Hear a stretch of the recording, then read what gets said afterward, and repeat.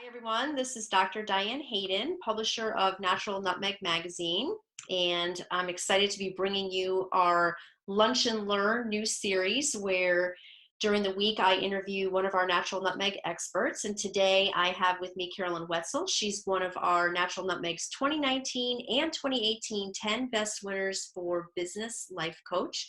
Carolyn is a certified financial planner and vice president private wealth advisor with Procyon Private Wealth Partners. So thank you so much for being with me here today. Carolyn, how are you? I'm doing well, Diane. Thank you. Thanks for this opportunity to join you today. Yeah. I'm excited. We're going to be talking about financial stuff, which probably has a lot of people a little nervous about right now with good reason, right? Sure.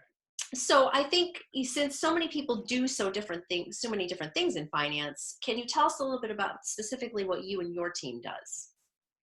Sure. And thanks for that, Diane. I'm part of a team of 15 professionals, and our team name is Procyon Partners. Procyon is the name of a star.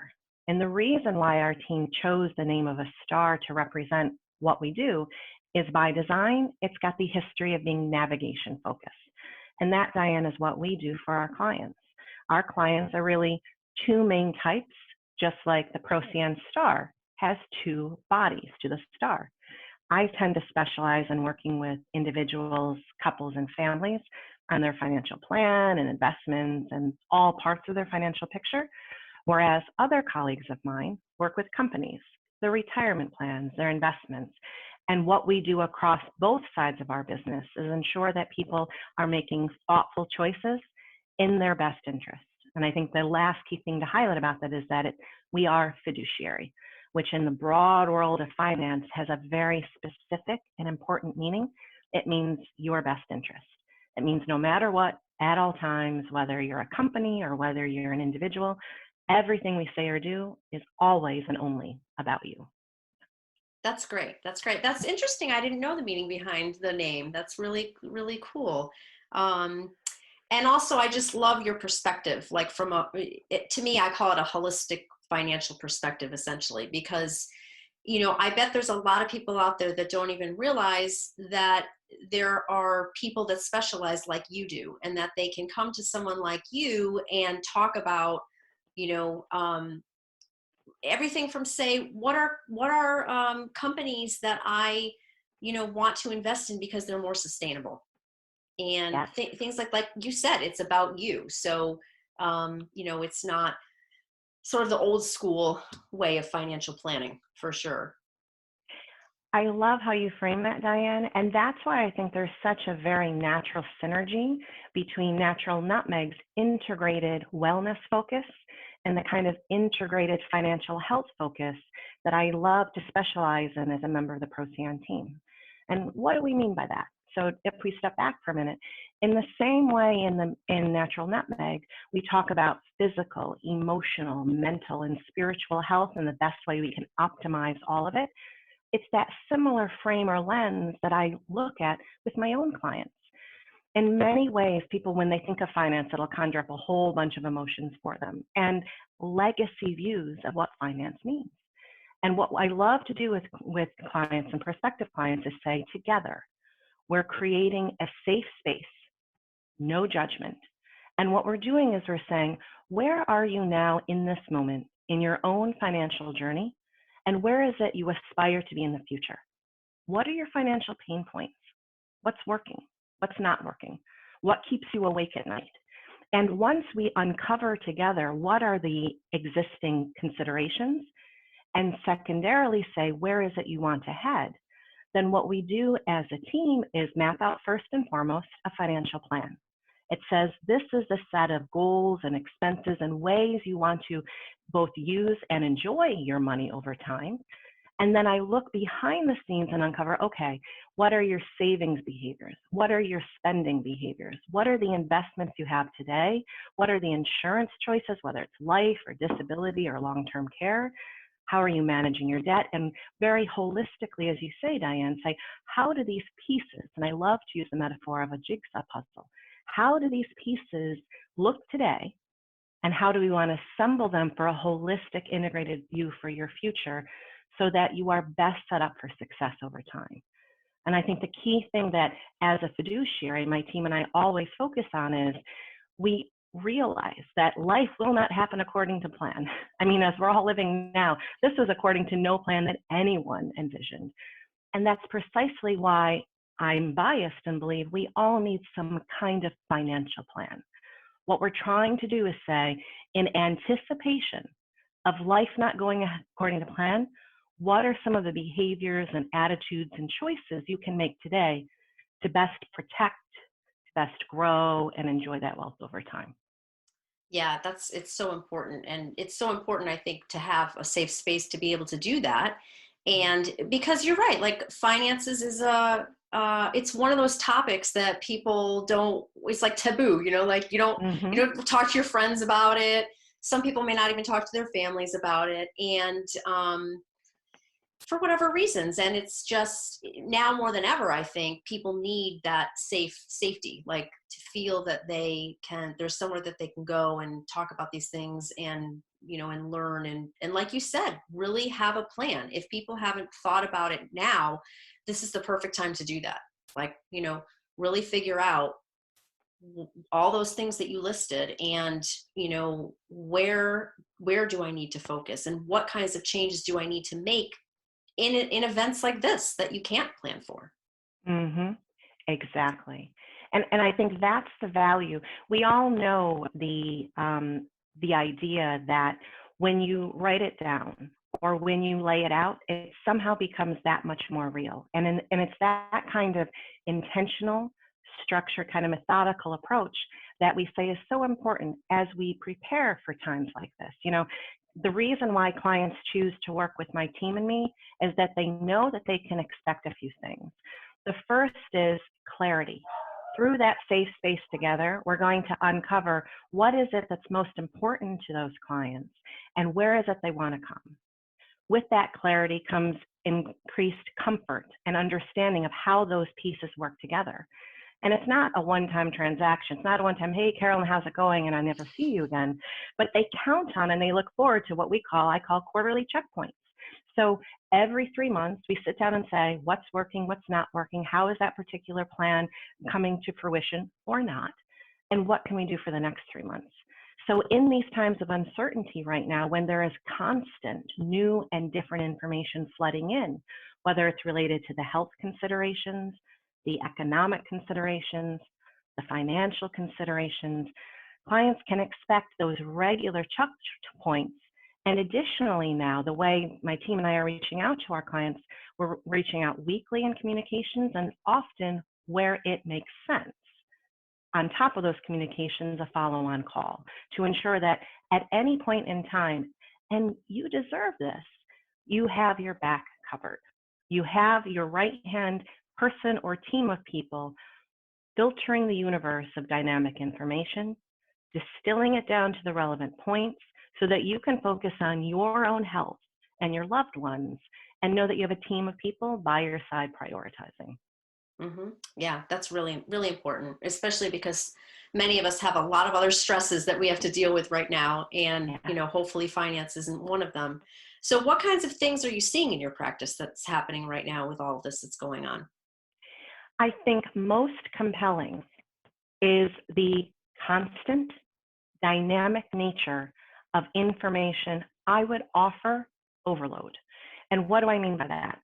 We are continuously, with all of our different technology, looking and seeking to connect and to try to understand what is the latest information that we can obtain and then use to, most importantly, protect ourselves and our loved ones and then set us up for success. And I'm saying here, I'm going beyond finance, I'm saying health-wise.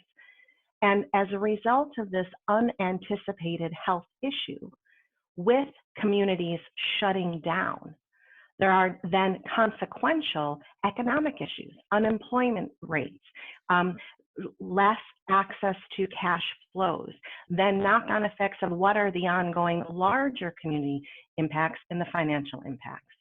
So what we're seeing is, given the dynamic flow of information and information that is changing, it's prompting people to already take topics in their life finance being one of them, that they may already have different levels of emotion and prompt either one of two extremes, either one even greater fear and kind of that whole proverbial ostrich in the sand and let me not think about it at all, or perhaps the other side where they're constantly trying to get what is the latest and what does this mean for me. And that's why it's that much more critical to step back and to say, what is it that's in my control? What is it that I can actively, intentionally do and why? And does it make sense? And that's what we're kind of saying, that in light of that information, filtering, prioritizing, determining what you can control, and with intention and deliberation, moving forward on that. Yeah, I think it also depends a lot on what your age is too. I mean, I would imagine you're seeing all different kinds of reactions based on the age of your clients. What we're very grateful for, in particular with the clients that we work with, the reason why they choose to work with us is because we worry about your best interest. We worry about what is the worst case. And don't get me wrong, I'm not clairvoyant. I would love to be able to predict the future. As soon as somebody figures that out, I'm right there. But the point being, absent knowing the future, what is it that we can anticipate to manage expectations? I'm in the business of understanding what's important to you to minimize and mitigate surprises. So our particular clients, as this is unfolding, as I'm calling them up and saying, for instance, last week, the passage of the CARES Act, all of our clients know that with this $2.2 trillion federal relief act, there are different types of aid that are being channeled to two primary groups in our economy, individuals and businesses. And as a consequence, then depending upon a person's age, life situation, their risk tolerance, they understand that we've been planning for, if things should change, how these other additional relief packages might play into their larger plan. And that's what we're spending a lot of time now to say to our own clients, given your particular situation, here are the aspects of this stimulus package that are relevant to you. This is how they align to the particular financial plan. And these are things we suggest we think about for the next couple of weeks, couple of months, and couple of years as we all move forward. Right, exactly. Yeah. Yeah. And I think, getting back to what we talked about in terms of financial health, the next question I'm going to ask you is, what's important for people to think about when it comes to their personal financial health and COVID-19. I like that you use the term, and we use the term in Natural Nutmeg too, financial health, because I think people don't relate that to how it can have an impact on your health. And anything related to stress, I mean, we're learning now that that's really the basis of so many underlying diseases, but anything that can cause stress, anything that's not, working effectively in your lifestyle, doesn't have to be medically related. It can be things related to emotional stress and what causes things like that. So financial stress can certainly do that. I thank you for calling it out that way, Diane, and I completely agree with you that in ways I think only our future generations will understand and be able to crystallize for us. I think there is an inherent interconnectedness with many things. So what does this mean for our finances? It means that we have an opportunity when severe external circumstances outside of our immediate control, COVID-19, happen to us. Then we have an opportunity to take some intentional acknowledgement, decision, and ways forward to manage that stressor. What do I mean by that?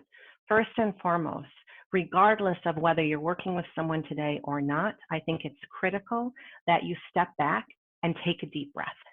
Because the truth of the matter is, what we're experiencing today in COVID-19 is very different from what we were experiencing 2 weeks ago with COVID-19, and likely will be very different from 2 weeks from now. And the sooner that we offer ourselves that honest, safe acknowledgement and all of the different emotion that bubbles up with that, the sooner we can then manage that emotion with information and decision. So first, after acknowledging that we are in a dynamic time and breathing deeply and acknowledging it, then I offer anyone 3 P's in terms of framing this. The first P has to do with plan. When anything significant or dynamic is coming upon us, I want you, when it comes to your finances, to first and foremost plan. And when I say plan, I want you to think about a couple things. First, I want you to ensure that you have emergency savings in place. In general, I recommend any individual have 3 to 6 months of their day-to-day expenses in some kind of cash or cash equivalent type investments. And depending upon your unique life circumstances, a few extra months of those expenses may make sense. In this particular instance, where we're dealing with so many different unknowns in parallel, the more emergency savings you have, the better. And if you need to tap into those emergency savings, that's okay. That's why it's there. But as you access the emergency savings, be aware and vigilant around what kind of trade-offs you're going to make to replenish them in the future, especially if, as part of the planning component, the second consideration is your income stream may be changing. With all of these unemployment figures coming out and small business owners wrestling with new challenges they never anticipated coming, it's critical as part of this first P of planning, in addition to retaining those emergency savings, to also be monitoring closely your existing sources of income and to what extent and whether they may be subject to change. And here again, changes that are either in your control or not. The second portion of plan, in addition to knowing that emergency savings, have clear visibility around income streams, and whether they're variable and dependent on other things. Now, to complement that visibility around the income stream, for those people who are working professionals, I say now, before things may change, understand what you're dependent on your employment from for your overall quality of life. What do I mean by that? So many people, when they think of their employment, focus almost exclusively on what are they getting paid. But for many different working professionals, they're taking home much more than a dollar figure on their paycheck.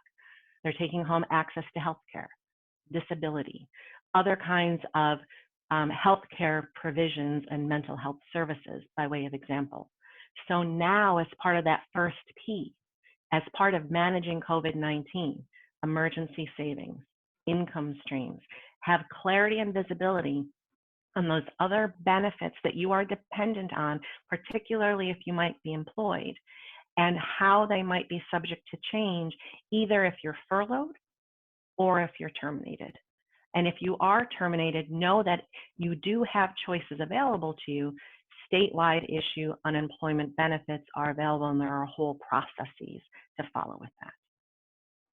I'm going to pause and myself take a deep breath there and just recap. The first of the 3 Ps in COVID-19, emergency savings, income streams and sources and dependencies, and all of those other life benefits that you are dependent on. What are their sources?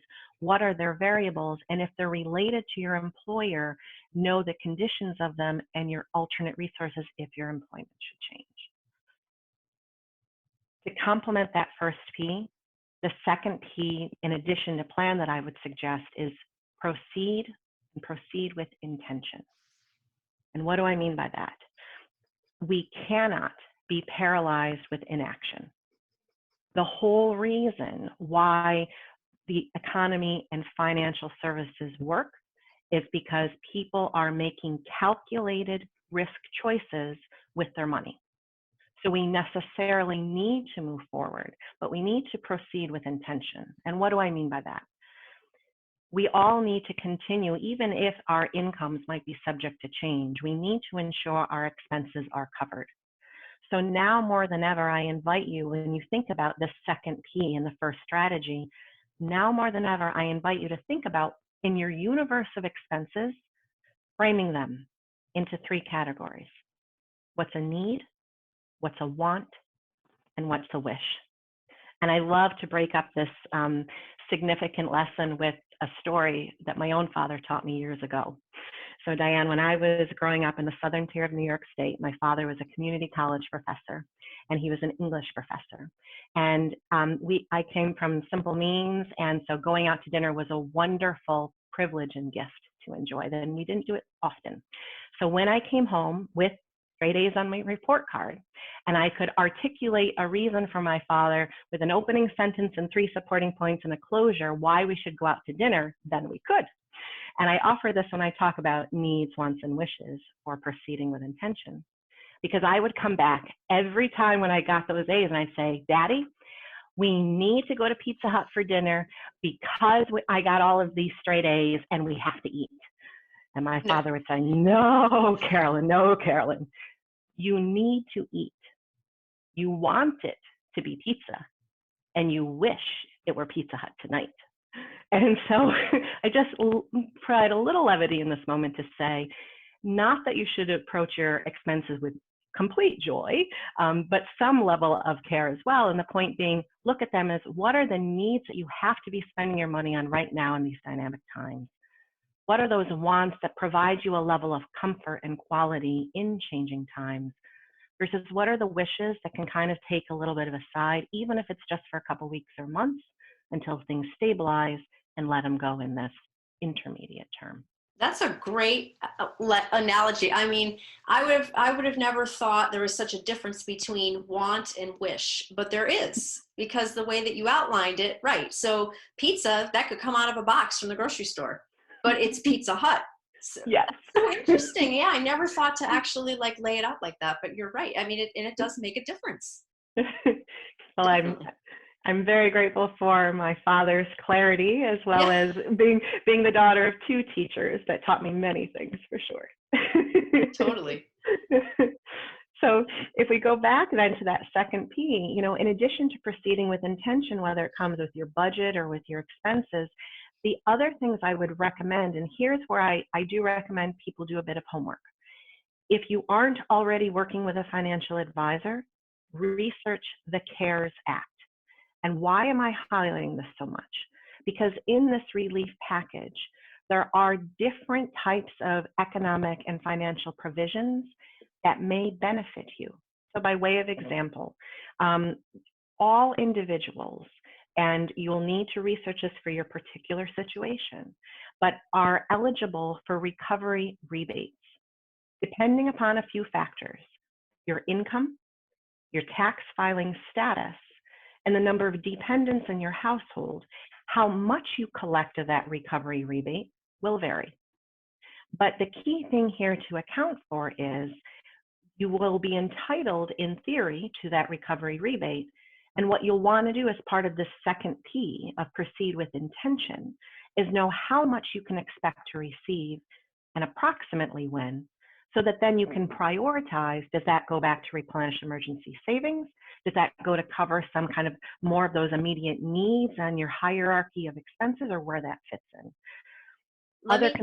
I was just going to clarify something, because you refer to it as recovery rebate, so I'm not sure if that's a new term that people are not, just haven't heard of.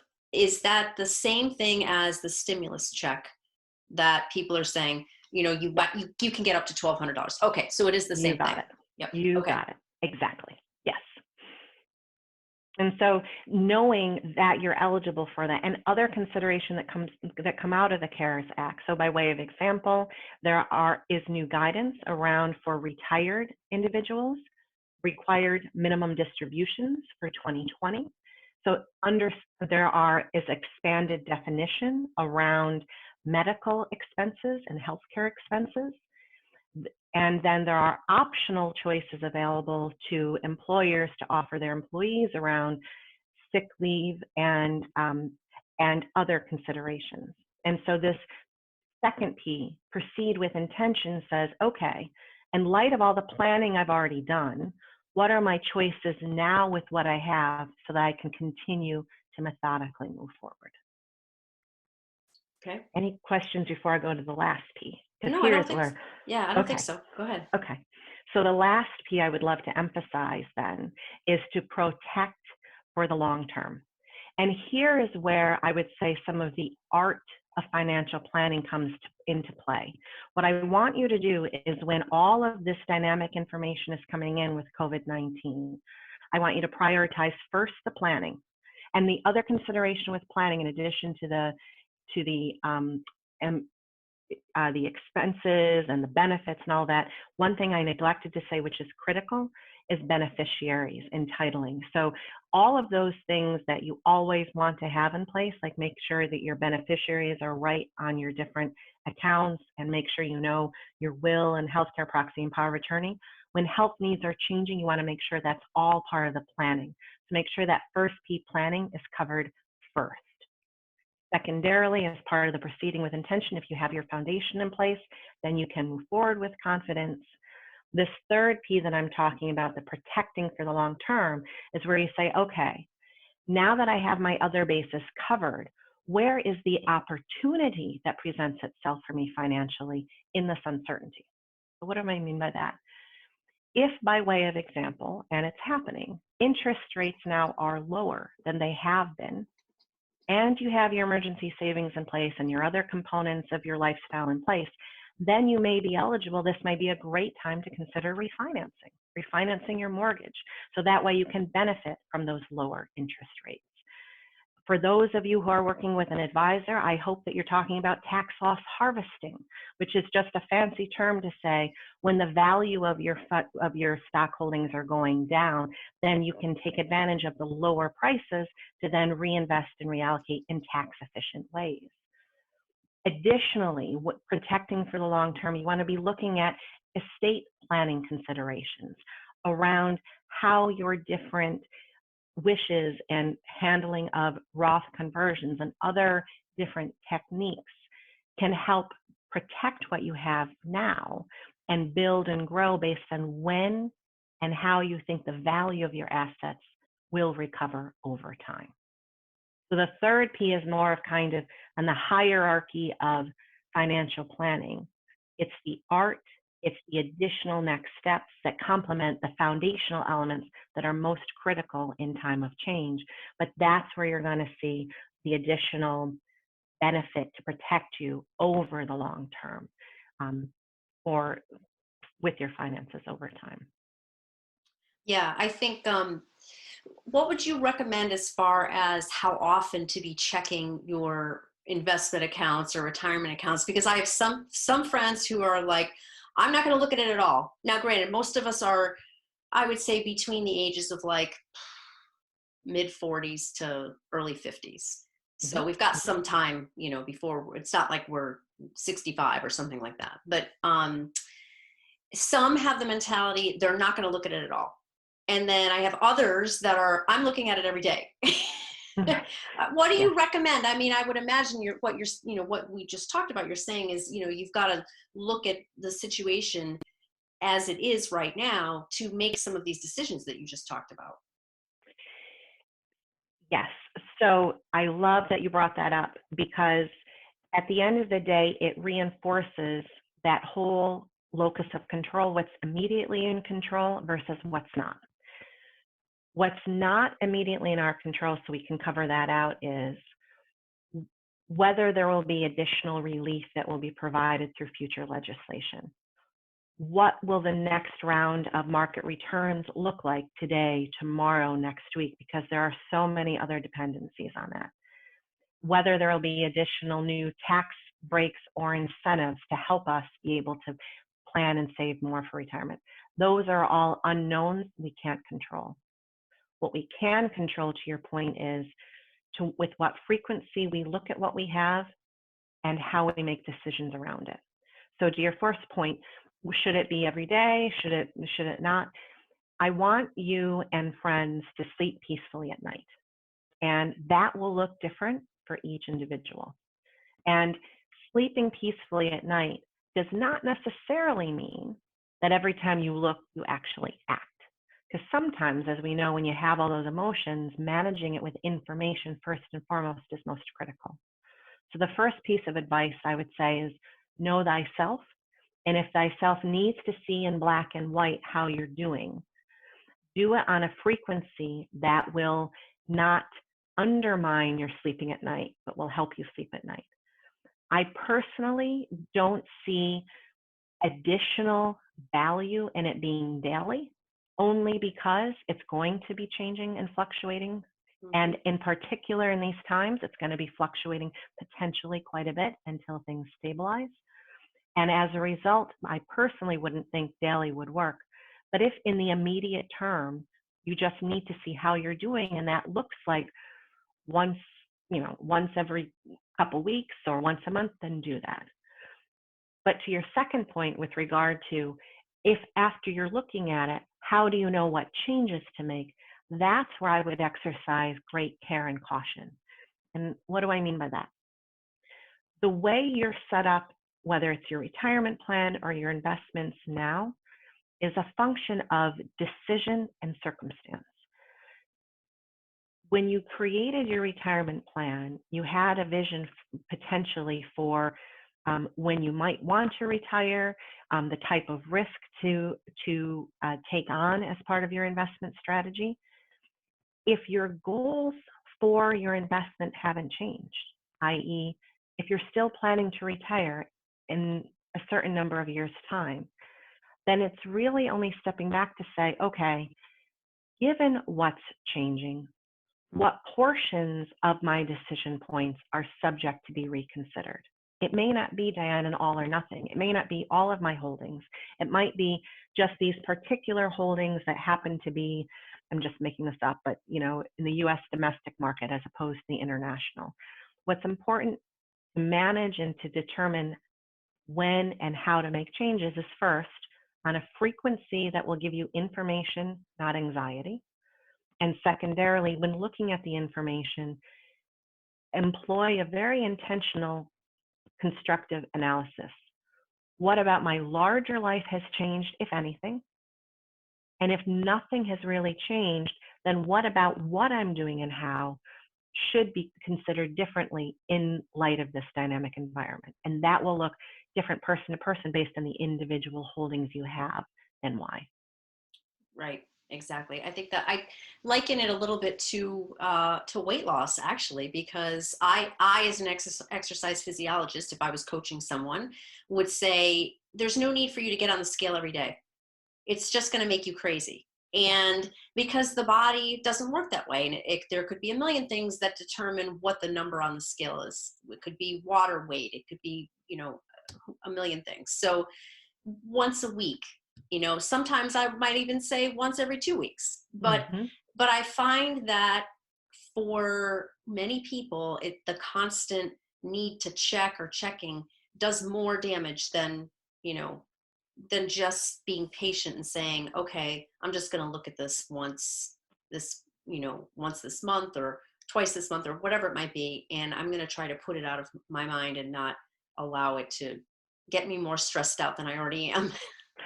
I love that metaphor. And there are so many wonderful analogies between weight management and financial management, Diane. I mean, another one that's a wonderful metaphor to carry between the two is I would imagine that you guide clients to say, what's your long-term vision for yourself? What do you want your physical health to look like? And it's the same way with financial planning. And when looking at your investments, what does my long-term view look like? And that's what I invite people to focus on. When you have all this dynamic information, acknowledge it, but retain that focus on the long term, because that's what's going to keep you anchored and committed to the daily decisions along the way. Completely tangentially, but I just love the story. A dear friend of mine was in yoga one time, and she was doing one of the positions. I think it was downward dog, and the particular instructor was talking through and doing a reflection and invited the group to say, so I want you to rethink discipline. And my friend said, discipline is now, according to her instructor, the idea of self-love, that you love yourself enough that you're going to commit to some type of regular activity so that you benefit. And the whole reason why I bring it up, and seemingly tangentially here, is I think the same principle is applicable whether it's, physical health or financial health, that in these times, it's important to be aware of the information and the moving pieces, to know thyself and thy body and be aware of the emotions that bubble up, manage it with accurate information from a source who you can trust so that you can retain discipline in what you're doing every day to achieve it over the long term. Yeah, I love that. And I think that many people equate negative with the word discipline. Mm. They feel like it's, it's something that's, it's a struggle or it's a punishment or whatnot. So I love that reframing of it. That's great. Mm. Absolutely. That it's about loving yourself enough to put in place and do things that you need to do to be a better person, to have a better life. Absolutely. In the same way we're loving ourselves and our family, our community, I mean, to take it broadly, to do the social distancing now, we love our larger community enough to be creative around connecting Zoom and teleconference Right. and our weight and our finances. There are some interesting applications. Yeah, That's all. yeah, definitely. Well, I think this is a great opportunity for, for more people to learn about the type of financial planning that you do. I think it's huge right now. I mean, I'm just seeing so many amazing things happening with all of our holistic practitioners as far as their business. I mean, more and more people now I think are waking up to the fact that I need to take a proactive stance, whether it's my healthcare or my finances or, whatever it might be, but I need to take responsibility for that. How can I stay healthy? How can I focus on prevention versus, getting sick and then having to have treatment or, putting a Band-Aid on what the symptom is. I think, it's a great time. And I hope that many people will reach out to you and get to know you and take advantage of what you do, because I think it's just such a fresh look at how to, manage your finances and work with a financial advisor for sure. Diane, thank you for that. And thank you for this opportunity to share, quite honestly, this work that I love with you and with natural nutmeg enthusiasts. Because, I mean, at the end of the day, let's be honest, we all have choices. And what inspires me to pursue this work that I love is that I want you to be as powerful as you can with your financial choices. And the way that you can get there is when you have information from someone you trust and you have confidence in your own decision making and you navigate it over the long term. And whether it's me or anyone else, I would implore anyone to own and accept this opportunity you have, and when and where it makes sense, to utilize, in particular, and this is a bias I have, a certified financial planner like me, because that person's a fiduciary. And she will be able to tell you, again, best interest all times for you, so you can be as financially, but also larger life powerful as possible, for sure. Yeah, definitely. So I want people to know how they can get a hold of you. And if there's anything else any other piece of information that you want to give, just related to what we've talked about, and also then how people can connect with you. Thanks, Diane. So I'm on all different social media. Look up Carolyn Wetzel, CFP.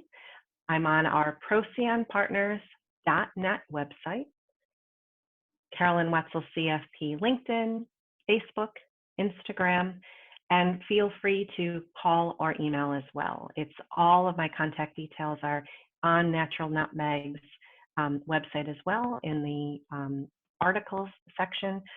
The key thing here is I love to be accessible because I want to help as many people as possible be as powerful as possible as they can be with their finances. So thank And you. that's great. And people can contact you for like a preliminary consult too.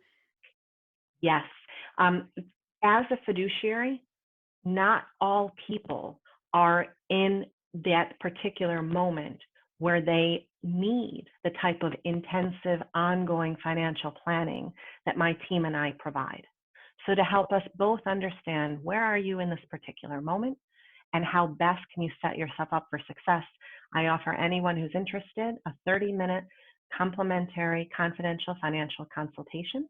I just ask so that we can make the most of our time together, that you answer 6 questions in advance so I can do a little homework, and then we can have a substantive 30 minutes together where we say, here's what's working, here's what you might want to consider, and here are some paths for your consideration for the way forward. But definitely, yes. Oh, that is great. That's great. And yes, people can find any of your articles on naturalnutmeg.com. There's a search bar. You can actually search Carolyn's name and it'll pull up every article that she's written, or even if you were searching a specific topic related to financial planning, it'll pull your articles up too. So definitely visit naturalnutmeg.com and also our Facebook page at Natural Nutmeg Magazine, where we're posting daily information about the Lunch and Learn videos that we're doing, interviews that we're doing, and also the recordings will be up there typically 24 hours after we do them as well. So thank you so much for being with us, Carolyn. This is great Thank you. information. I think it's definitely shifted some people's perspectives on holistic financial planning, and I hope that people reach out to you and work with you, because I think what you're doing is amazing. Thank you, Diane. Thanks for all you're doing with Natural Nutmeg. Truly a privilege. Thank you. Thank you. Thanks, everybody. Have a great day. Bye.